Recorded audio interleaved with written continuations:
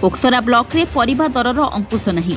कलाहांडी जिला तथा सारा देश में कोरोना जोगु लोकों आर्थिक स्थिति छाती को दोहलाई देउछि।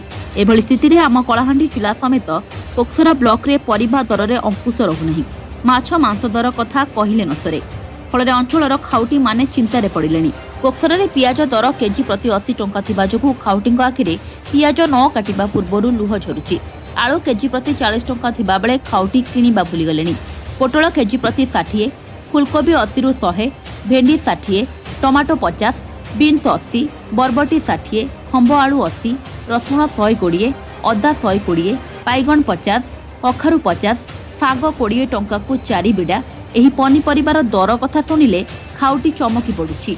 जहा फल रे नीतिदिन अति कम रे 200 टंकार पनीपरिबा आनिले मध्य नियंत हेउछि, जहा खटिकिया मानक पाई असंभव।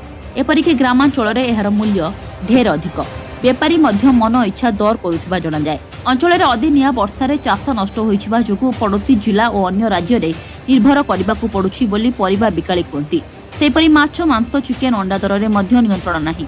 माछ केजी प्रति 200, चिकेन 260, देसी 500 टंका और मांस 650 रु 700 टंका बोली जणा जायछि। सरकार धार्य करिथिबा नियम को मानु नथिबारु खाउटी विभाग एहार उचित मूल्य लोकंको सहायता हेबा एवं तदंत हेबा पई साधारण रे दाबी हेउछि।